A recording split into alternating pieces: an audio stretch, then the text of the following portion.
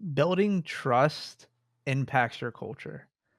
Can individuals really create their own goals that even make sense? And what does it mean to dream big? We're going to talk about this and so much more on today's episode of Bytes and Banter with MC, Chief Fun Officer, and podcast host Tony North. Let's get into it, Tony. All right.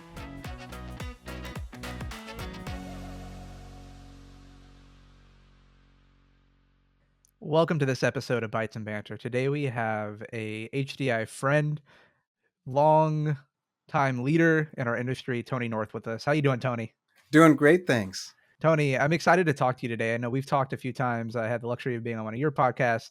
For the audience that doesn't know Tony now, some people going to be listening to this who maybe haven't met you.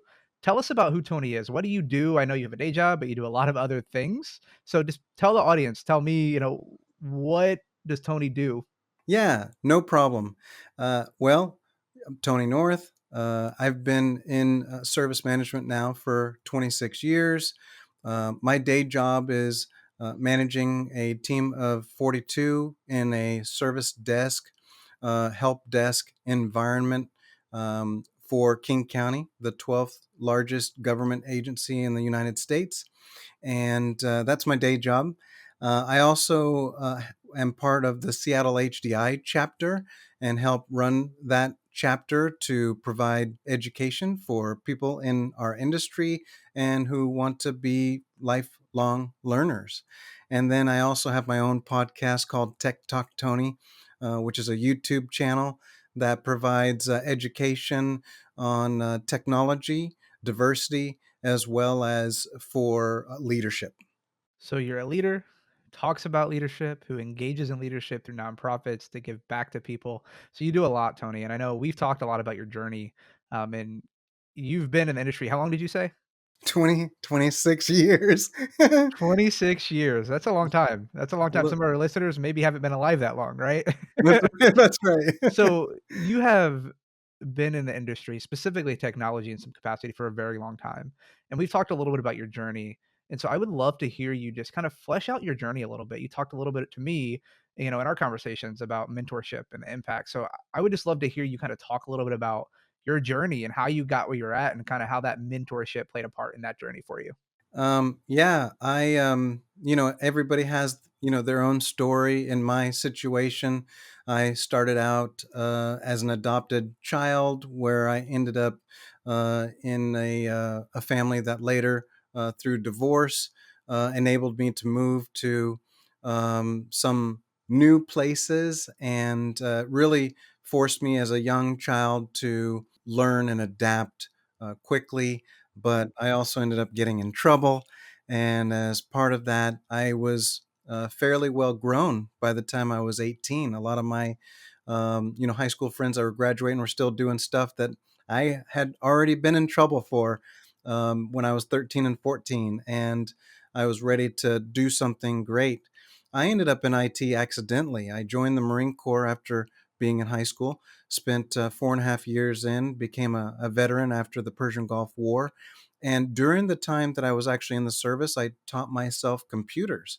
When I got out, I actually was able to get a computer job, which I basically evolved through the process of being a technician, being a trainer, then meeting up with a couple of companies in this industry called Bendata, and then becoming an international consultant, and then evolving to be a manager, director, senior director for about 18 years. Once I got to that point, I was really like I've now taken care of myself, right? I'm like, okay, so what can we do once you take care of yourself, right? I raised a family, and so on all fronts, I started really feeling like I accomplished some things. So at that point, I started wanting to give back, right? Helping others to achieve things, and that's the thing is you always kind of feel kind of lonely when you're in that situation trying to get somewhere. So I realized that mentors helped me get there. Every step of the path that I took, there was somebody that said, Tony, you can do better. And that gave me an opportunity, including my wife. She saw something in me that I didn't see. And that enabled me to be able to lead, build, and succeed. Such a well-rounded, tight, explanation of your journey. And, I hear some things that stand out. It seems like whether we're talking to Kirk, we're talking about Trisha, we're talking about technology, right, with Thomas, and every episode, it seems like people talk about adaptability consistently. So I think that's an interesting theme, and feel free to dive into that a little bit more and what that looks like for you. But you definitely went through adversity, right? You adapted, and you said, mentorships played a role in that journey, right? As you look back, as you got to a place where like I want to give back, you kind of reflected and realized mentorship had such a big part to play. What what did that look like? Like, what made you realize and put those pieces together that, "Oh, that was mentorship. I wanna do that." So, like, what did that look like to be mentored by somebody? Them you mentioned some things I think that kinda stand out to me about them seeing something in you maybe you didn't see. Flesh that out a little bit. How did you seek that out, in your career? Did that just naturally come? You know, what did that look like, that mentorship, and how did it help you grow? Yeah, it came unexpectedly. When I was a youth doing my juvenile stuff, mentorship came not immediately.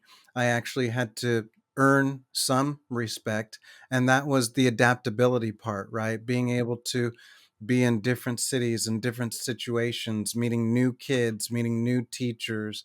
All of my childhood was there was a lot of newness almost every 2 3 years, and so because I was able to get into a new environment and adapt, there were people like teachers who would see me kind of struggling in certain areas, but they knew I was trying, right? And so the funny thing about that is then I realized, oh wow, people are actually very helpful, right? And that's one thing that I think we kind of forget, is that people are really helpful. Sometimes you have to reach out and get them, but sometimes they will see you struggling and come your way. And so you have to kind of manage that as best you can. You sometimes have to seek these mentors. But then as I, became, employed, I started working. The same thing happened. My supervisor would see that I adapt well, which ironically, adaption is such a great IT function because if you think about it, I mean, everything changes in IT. So we actually are always adapting. And so I would have a supervisor. I taught myself most of my foundation for IT, and they would say, "Well, hey, not only can you do this, I see you're doing this well, but with that skill that you have, maybe you could help us teach people, right?" And so then those mentors would not just, help you, they would challenge you. And that's really where life becomes successful. When somebody gets to know you well enough to where they say, "Yes, you are doing really good adapting in this environment, and I see you trying really hard, but by the way, I think you can do better." And that's when then, you have to internally review where it is that you want to go, and to get there, how are you going to, and is this mentor, that stepping stone to get you there? So I hear a couple things that stand out to me. Number one, you got to know the person, right, that's around you. Number two, it sounded like consistently calling out the skills, the things they see in you doing well, but challenging you to do more. Um, I think you've used the term before. I've heard you say dream big, dream big. What does your dream look like? In IT specifically, there's a career in technology support. What did your dream look like before mentors, and how did they help transform that? And what does it mean to dream big for Tony? That's a great question, and I was just on a session with high school students last week talking about dream big, and I think it's so powerful. The first thing is dream big. Looking for me when I was a kid, the dream big was graduating high school, right? I mean, literally, I was a juvenile. I was doing everything possible to not graduate high school. So the dream big really became a factor as I started to grow a little bit, and I started to build an identity. Who am I, right? And I went through some adversity in my youth, and I really had to come to review who I was, which then could enable me to see where I'm going. And so then my dream big changed once I had children, right? I started working, my wife and I, we got married, and then I had children, and it changed from dreaming big about what me and my wife, where we could go and what we could do, and then it turned into dreaming big for where can I take this family, right? And how can I build this family so that they have something greater in their world than I had in my own world. And so then dream big was about getting them to achieve their goals. And now my dream big is even a little bigger, right? I've feel like I've accomplished those items that I felt was just a dream. I When I was a kid, I never even imagined I would have kids. And so I felt, when you're a kid, you don't feel like you deserve it when you're not doing good. And so now that I've achieved that, one of the dream bigs that I've had was, starting my own podcast and being able to. I know a lot of speakers, and I call them friends of mine for the last 26 years, either traveling internationally or domestically or at conferences. And now my dream is to be able to have, knowledge shared from the vast friends that I have, including you, right? You were just on my podcast, a few weeks back, and being able to share your story, because here's what I truly believe. I believe that everybody has something in them that they want to achieve. I believe that everybody, when they want to achieve it, maybe they don't know how to get there. So, what I think is by sharing, by having, the ability to spread the word and enable other people to learn from those words, that it gives the ability for not just me to dream big, but it enables everybody to dream big, because I believe, my story is special to me. Everybody has their own story, but I believe that if you can come from the background that I did through adversity, then you can really dream big and accomplish a lot. Tony, you're just dropping all sorts of truth bombs. That's right. So, mentorship, right? It's more than just words, right? It's enabling someone to see that dream, That's right. to dream big. And I think, definitely as we look at our industry, right, kind of pivoting a little bit. I know you have a podcast, you talk about culture a lot, and your podcast, talk about leadership, talk about things technology. Technology is such an interesting landscape because it's so quickly changing, right? And you've been around for 2 decades. So I'd be curious to hear kind of your take on just the culture shift over the last 20 years. What are some things that maybe have stuck in IT, stuck in the technology space, specifically with teams that are supporting technology? What are some things you've seen change, given even the last 3 years, 4 years, right? On the tail end of the pandemic, we came into a different world, right? When it comes to culture being remote versus in office. So walk me through that. I know you're passionate about culture. What have you seen change? What stayed the same? And, kind of what are your thoughts in terms of the things that culture should be, or that you try to speak when you do your speaking engagements, you want people to take away, right, about culture?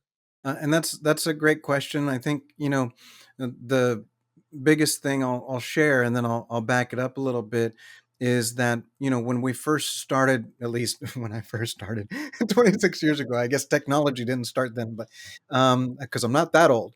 But when I first started, we really were developing tools to support customers, and so these tools were for our internal team. We started with, MIS, Management Information Systems, and then we went to IS, Information Systems, and then now we went to IT, and then we went to ITSM, and so on, and all of that at the very beginning in the MIS and IS environment. It was really focused on being able to leverage how best teams could help their customers, and quick, fast, and in a hurry, and FAQs and knowledge, and building documents to back up what it is that can help us step through a customer's problem. And now I think we've kind of evolved to doing two things: helping teams, but equally helping our customer experience as well. looking at the steps that our customers take, seeing if we could apply things like self-help portals.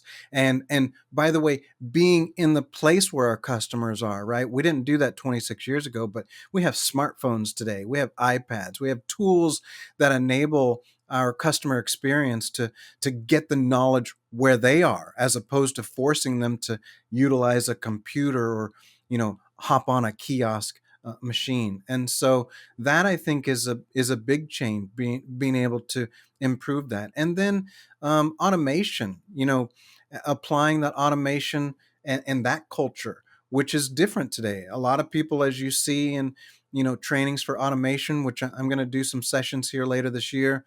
The first thing they say is, well, if you apply that automation, man, I'm not going to have a job, so don't do it. But that's one of the things that we have to, in a culture, get through, because without applying it, without trying it, we just don't know. And here's my example. Before we actually went into COVID, we for years fought people working remotely.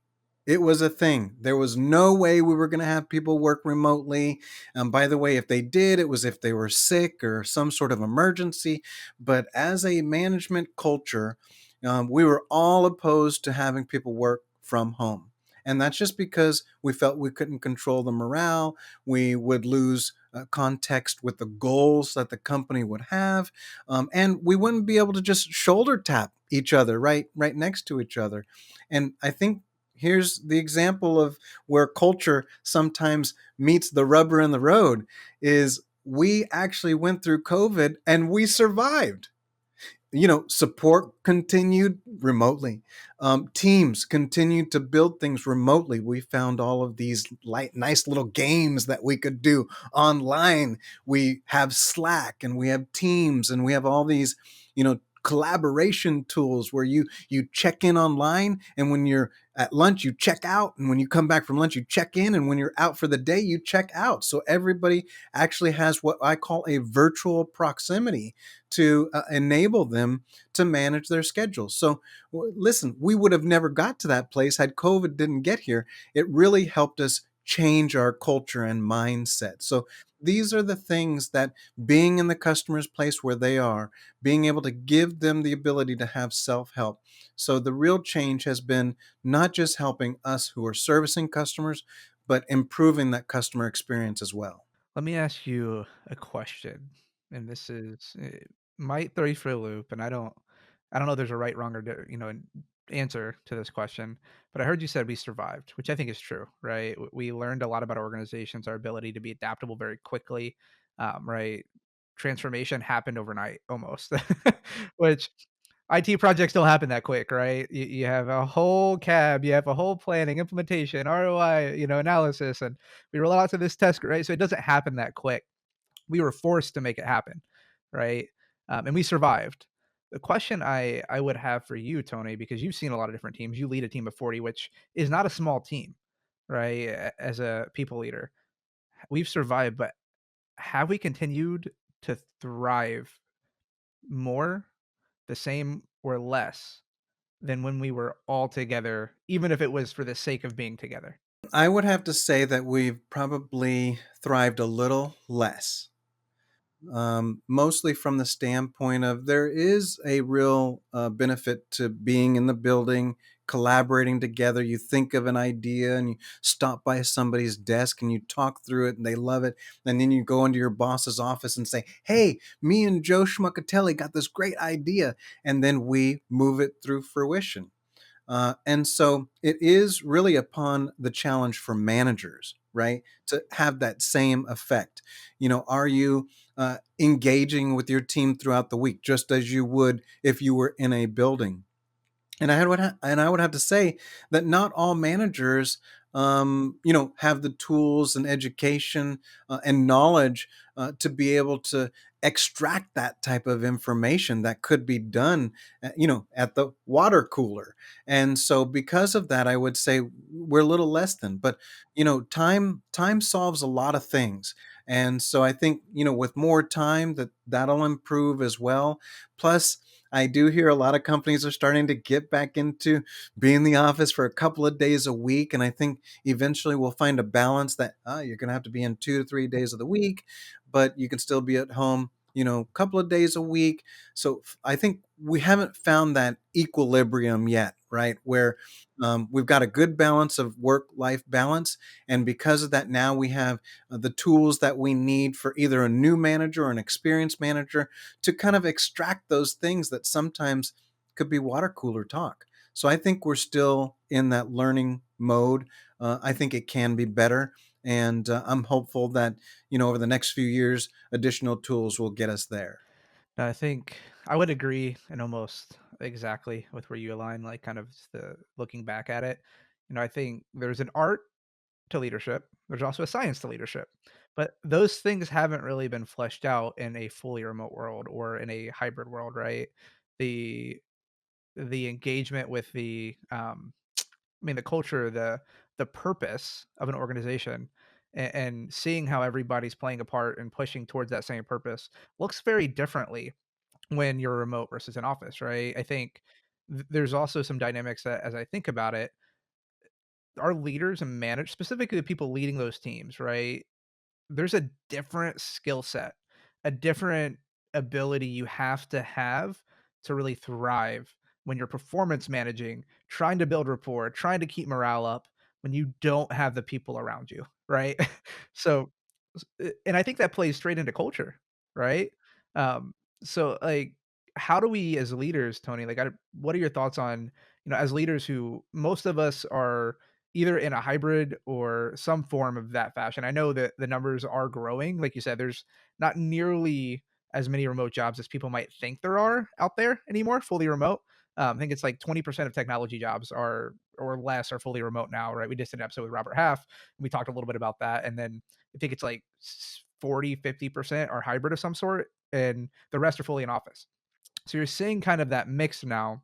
So how can leaders or people even on their team, right? You think about you're leading a team of 40 people. So it might be you, it might also be your team. How can people influence culture? Like what are the things they can do to really impact culture? And this is always the challenge. Almost every company I go to, there's a couple of things, and I really feel strongly about them. But they're not the only things. But they're the things that have worked in the experience I have of managing teams for almost 20 years now. And so the two, and I'm going to call them out, and then we'll talk about them. But the first is building a trust environment, and the second is learning together. And in when we talk about a trust environment, I'm talking about, and everybody can use a term to say this. That's just the term that I use. I want to build a team where actually we care about each other. Where, when my folks take a risk, I encourage that, right? Because when you take a risk, you don't want to be in a situation where you have to look over your shoulder. You take a risk, and then people hammer you for, trying to do the right thing for the right customer. No, what we try to do is encourage people to take risk, and There's only two things that happen when you do this. You are successful, and you're like, okay, I'm gonna do that for the rest of my life. This works, or I fail, right? This did not work. Both of these are equally beneficial when we talk about career development. Because when you fail, you fail, and you try again. And when you keep trying and then get to the right place, then you know why you went to the right place at that time. You can look back a year from now and say, no, no, no, we're not going to do that. I already failed at this a couple of times. So this is the right path. And so ultimately, both of them are career development areas that everybody needs. We all need, and I use myself, as I already told you, I am a failure. Okay. And I got here to talk to you today because I've failed so many times. And I've failed so many times. I have a podcast to share things so people don't have to fail as much. And so failing is the success. And when you build a trust environment, you encourage people to fail so they can learn. And so that falls right in line with the second thing that I think is important when you're developing a culture, which is learn together. Don't just start a video and have people watch it on their own time, and then, okay, they do the quiz at the very end and they fail it, so they do the thing again, and now they passed at 80%, right? Anybody could do that. That's A computer can do that. That's not really learning together. What I'm saying is you have a ability to get people together every so often. You're going to take people out to like a training program once a quarter. When you do that, you have them learn it together. You get into a conference room, that same video, you play it together. And when you get to the end of each section, you stop right there and you talk about it together. So everybody kind of learns together. Not that everybody has to have the same answer and everybody feels the same way, because you want to be everybody to contribute, and you want it to be inclusive so everybody can say, I hear what they're saying. I don't necessarily agree with that all the time. And that's great. You want that, because here's the thing. When you have a team, not everybody's going to agree on everything, but what you are going to hope for in your culture is that the absence of doing something is a problem itself. So we're going to take the ability to learn together, and then we're going to pick a direction that we all kind of feel, okay, it's not my perfect one, but everybody else kind of feels it's great. And so we're going to try that. And by the way, then I will share. And if we mess it up, we're going to adjust along the way and we'll improve from that decision. So being able to learn together is a true technique where um, people actually get to know each other better, get to understand the things that are important for each individual, and we get to know that there's no right answer. Right? We're gonna try this, and if it's not working, we're gonna improve upon that decision, which means that we're gonna learn together.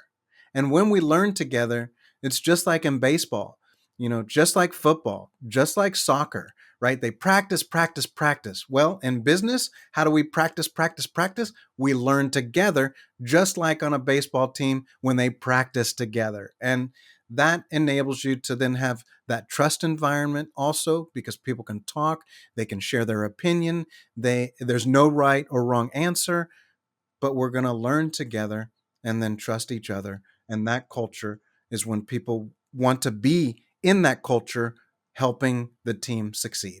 We're gonna have like a million snippets of just Tony nuggets of wisdom come out of this episode.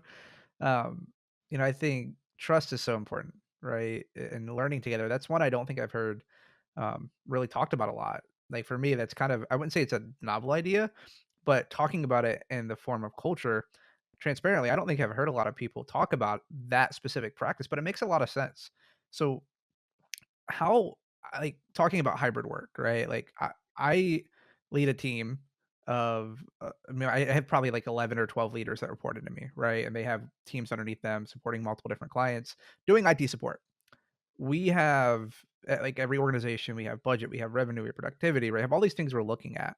How do you navigate finding the time to do that learning together activity intentionally, and the dynamics of, okay, maybe I have people who are in 3 different states or 4 different states, right, in this hybrid world.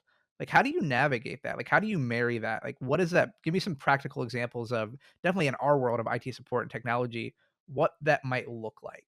Absolutely. So the goal is like you said, you have, 11 or so direct reports, and then they manage teams. So I have 4 managers that report to me, and then that manages the 42 folks. Now, in this particular project that I'm in, the job that I'm in today, it's all in this state. But the majority of my career has been supporting customers nationwide as well as internationally. And so building that culture, either abroad or in other states, it's fairly similar too.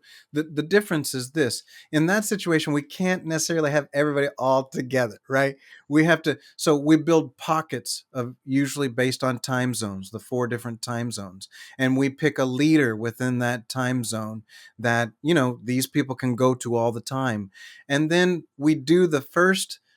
training session all together, and we record it. We record it, right? So then now it moves to the mountain time zone. Then it goes central and then it goes eastern. And when I lived in New Jersey, we did it just the opposite, right? It went eastern, central, mountain, and Pacific.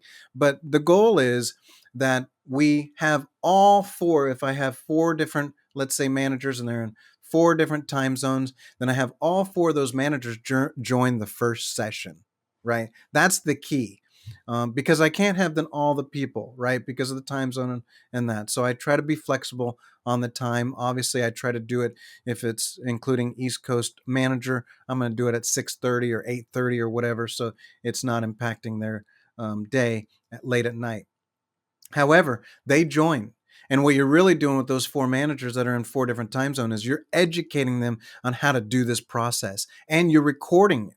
And then once you record it, then you're going to take that recording to the next time zone. So mountain time zone, they're going to do it the next day, right? You want this all within the same week. You don't want this to carry on for months on end. So then, the next day, hopefully, or the next 2 days, hopefully, we do this in the mountain time zone. And this time we do a skeleton crew, just like we did in Pacific time. So not everybody can join because we've got to answer phones, but the rest of everybody else is hopping on that video to actually watch what we did in the Pacific time zone, because it still goes over the exact video of what needs to take place.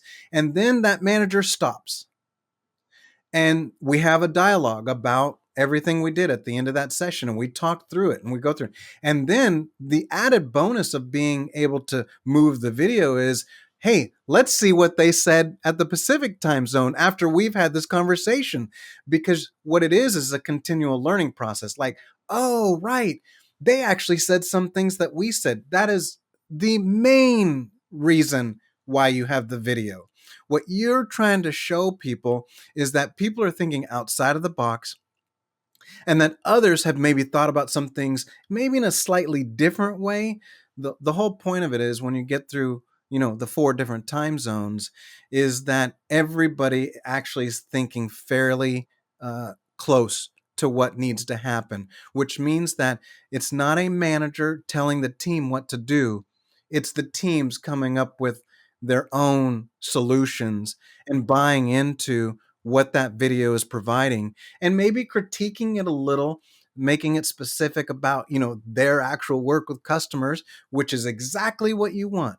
You want people to open, you want them to talk, then you want them to hear what other people have said, and you want to see that commonality that links everybody together and creates what we call a um, a microculture, right? The microculture is what they're going to hear when they hear the recording from the Pacific Coast. And when you get to the, Central Time and they hear, the Pacific, they'll be like, "Oh, these are the things that we said." And it builds the microculture of everybody has a voice. It builds the microculture of we can say how we really feel. And by the way, we don't have to completely agree with everything, but we're going to move in a direction and take a chance that this is the right direction. But if we screw up, we're going to get back together. So what kind of things are like, I hear training, right? And I think, oh well, it could be cultural diversity training, it could be social engineering awareness training, it could be a new rollout for a new technology, right? So like what kind of opportunities do you guys leverage? Because obviously you're not going to do this every day, every week, right? Right. What have you seen once a quarter? And how do you pick like that once a quarter? How do you pick the right subject? Or is it just depending on what's going on in the business? Like what does that look like? So typically at the beginning of the year, I one of the things I do, I like to go to happy hours. So I take my managers out usually at the end of each year, actually once a quarter, but at the end of the year, we go to a dinner and we kind of talk about what we did last year. And matter of fact, I've got my notes from just this year because I was putting in some middle of the year reviews, and we kind of outline next year what it is that we need to accomplish. We want to build continuity. We don't want to just randomly pick things that, oh, this will be good. We want to say, hey, last year here's what we did that worked really well. However, this year, and here's an example. Last year I was fairly new. I've been in this job a year and 9 months. Last year I was fairly new. So a lot of a lot of the plans that we had for last year were based on things that are going to be new policies. People are going to be challenging our policies, and how do we get everybody to work together and row in the same direction, right? Well, this year is about, now that people see us rowing in the same direction, people are going to be poking at us all the time to try to split us apart. And, they're going to try to get us to, do just what they want us to do, because, or they may try to take our people because, they see us really being successful. And all of that is happening. Ironically, this is the thing that every culture in business does. So, being in 25 jobs, I've been fortunate to capture what usually happens in this situation. And so that's exactly what's happening, is now this year people are picking, okay, well, because I knew this was going to happen at the end of last year when we went to our dinner, I shared with the team, the managers, this is what's going to happen. They're going to pick us apart. So this year, guess what we're working on? A skills matrix training, right? Because what was happening is people were starting to pick apart the team members who had specialized skills. So last year I said that, well, the way that we beat that is we get everybody up to par on all the skills. And so, yeah, we outline it in December, and that way in January we can plot in the year what is the top priority for the things that we want to accomplish. And then we don't just stop there. At the beginning of the year, I have a team meeting every other week. Actually, every week with our 42 people. Usually 36 people now today join us, whereas we had 12 when I first started that joined us. And it was because when we started our team meeting, we didn't just talk about what we have to succeed with. We talked about what is everybody doing and how are they doing? What can we as managers help you with? And that's when people came to us and said, well, I know we're supposed to be doing this goal this year. Hey, I got some questions about it. So by allowing people in our team meetings to actually talk and ask questions, that took us to exactly what we wanted to do, which is address with the team how we're going to achieve our goals. So ultimately, being able to develop exactly what it is that we felt was important and then allow people to talk about it during team meetings got everybody on the same page. And then every time we have a training, people kind of now expect it, right? We're going to do this all together. Okay, kumbaya, let's get together. And, I try to do it where we don't just start in the training and it's boring and, I kind of lay the groundwork. And, you have to do some work to get everybody to listen, right? And you got to try to stop every 20 minutes or else people are going to be on their phones. And so ultimately, the real work is getting everybody together, but being there and being present. People want you to be around and be present, just like when you're a parent. I'll be there, I'll help you all the time. You let me know, and we'll have opportunities to meet as well. And that's really what helped change that culture. You keep throwing so much at me, Tony. The dynamics of just the intentionality, right, and being present, and it sounds like there's a strategic planning that goes behind the trainings you guys are using, you're doing, right, and to impact the culture and to create a culture of learning and trust. And um, there's just a lot there that I think hopefully our listeners, right, and the audience can definitely take from your 20 plus years of experience leading teams. Um, let me ask you one more question just on culture as you talk about the dynamics of shifting it. You kind of mentioned something, but you didn't use this word, and it's friction, right? It's resistance to the change. How are you helping your leaders prepare for that and really handle that, right? And every business is going to be different, right? Every organization is going to have some nuances, but generally speaking, how are you helping your leaders prepare for that friction that inevitably is going to come when it comes to making changes, definitely when it impacts culture? Yeah, great question, by the way, because this is the number one reason there are certain things that I do, like you have to manage up. Right. And so when you manage up, you have to go get the goals for the company, what they want to achieve for that next year. So we talk about that in December. And then my managers and I, we try to align, what we feel is important to those goals. And they don't always match, but a good portion of them do match. Then it's all about collaboration and awareness. Once the managers are aware what our goals are, and that they're aligned to the above, managing above goals, Then it's just a matter of, enabling that manager to communicate it to their team, right? And not in the middle of the year, not at the end of the year, right at the beginning of the year, so that the team has the ability to think about it. So that's what we did. We had each manager, after our meeting in December and January, each manager went to their teams, they have their own team gatherings, and they talked about, here's, goals. By the way, a lot of those came from the team, right? When we align the goals up, that above wants us to achieve, and we associate it to the goals that we had, all of those goals I had asked the managers to get from their teams, and they brought those in December. So the good thing is, when we in January then launched those goals, and said, hey, we think that this is where we want to be. Can we have your input? And that's the key. Is we're not saying, by the way, this is what we're going to do next year, right? We're saying, hey, you shared with us that some of these things are important to accomplish for next year. We reviewed it as a management team. We also then reviewed what our upper management wants us to achieve, and they align to these three things. And so this is where we feel, we could all move forward and row in that same direction. So it's really about collaboration and awareness. Now, some people are going to come back and say, that's not me. I don't agree with that. And I tell my managers, good, that's healthy, right? Here's the reverse. They don't tell you at all. And I really believe that's worse than anything else. When you don't have a relationship with your team member that they're not willing to tell you, that's a problem. So actually, when people came back to us this year, right? I've been here a year and 9 months now, and they came back and said, I don't agree with that. We need to da da da da da. Then we would get a full group meeting and we would talk about that and we would go through it. The most important thing is, we do realize as a group, not everybody's going to get exactly what they want.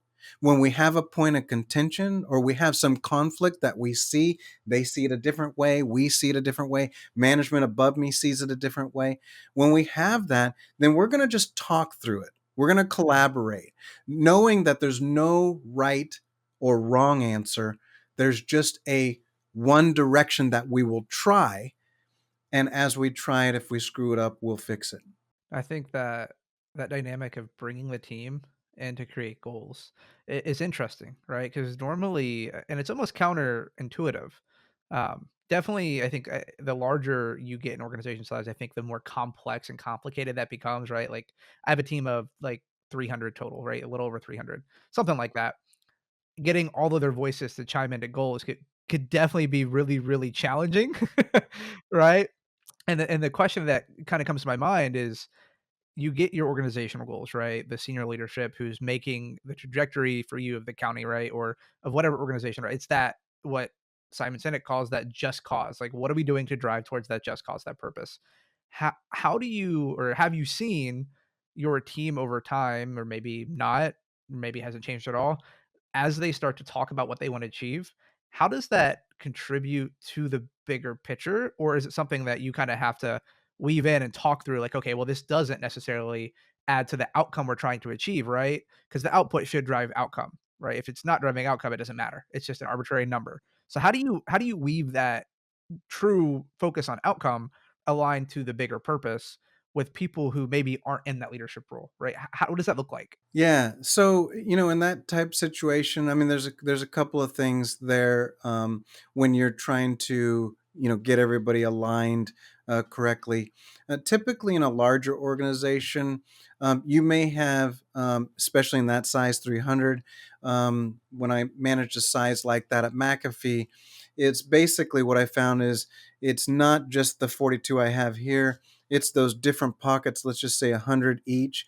That there's goals for 100, there's goals for 200, there's goals for 300. Each section has its different goals. Like, for instance, I manage training, account management, development, and the call center. And in that situation, we actually do that same practice 4 times, right? For 4 different, because the difference in development is not going to be the same goals for the call center as trying to take calls quickly. So you balance that out. But when you do have a situation and you're trying to paint something bigger, you may just have like one goal that paints across all 300, right? Hey, let's just focus on one thing, and that's making our customers happy. Well, development needs to make customers happy. Call center needs to make customers happy. So it is really aligning to what it is, per that type of team. But ultimately, the way that you're going to get people to buy into it is by asking them their opinion. And one of the things that we talked about in December is you can't really, because you're right about something, man. You ask too many people and you're going to get too many things. So we have to set them up for success, right? We have to actually have a framework of what we feel are just the top few things, as opposed to, I want everybody to bring everything. Like in their small group meetings with their line managers, maybe that's something that they talk about in that type of group. And then my line manager says, well, we should add this one because everybody felt this was important. But we reviewed that in December, all that input first. So that way we could then build the framework that kind of fits some of their stuff. Some of my managers above, I manage up. And then what we as a manager group felt was important. So that way, when we come back to them in January and try to get their buy in and their support for a direction, not the perfect direction, but a direction, they already hear some of the things that came from them.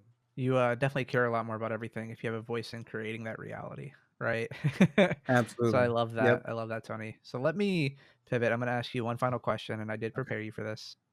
Okay. That's Uh, right. Before I ask you that question, do you have anything else you wanna add about culture, about your journey? Because I mean, you've just had so much wisdom, and I just wanna make sure if there's anything else you're like, "Hey, that's something I think, our listeners would really benefit from." Anything else you wanna throw out there before I ask you my final question? Yeah, the one thing I would share is there's no perfect answer, right? The try if you don't know what to do and you're trying to learn, definitely try some things and then pivot and adjust along the way. But know this, every business is completely different. Every environment of people is different. Every culture in a different state is different. So don't feel that, oh man, I wish I had the perfect book to solve all my answers. Your answers are probably already in your head, and you just need to try a few different things, and as it gets better and better, you'll adjust that. And as you adjust that, then you'll find the what I call imperfect solution for greatness, because trying to be perfect is something that we all can't achieve, but trying to be great from imperfection is something we can all achieve. I'm just gonna say amen. Come on, brother. So good, so good. And perfection is not achievable. Greatness is, right? Striving for greatness, not perfection. I love that. Cool. Um, Let me ask you the question that I like to ask everybody before we wrap up the episodes of Bites of Banter. And that is for you, you rewind. I want to say, okay, let's say you get out of the military, right? So let's say 24 years ago, hypothetically. Um, so you're not a kid anymore, you're an adult starting your career. Knowing everything you know now, living the life you've lived, working in the technology space in the multiple different, capacities, what is the advice or nuggets of wisdom that you would tell younger Tony if you had that opportunity? The one advice that I would share is to not take life too seriously. When we first start out, we feel we have to be perfect or else we can't get that job or we can't get promoted. I would advise everybody to not worry about things too seriously, but to keep learning. I felt I was not the edumacation type most of my whole career, but I was able to travel to 27 countries and 42 states for work. And so somebody did see something in me, even though I didn't have my bachelor's.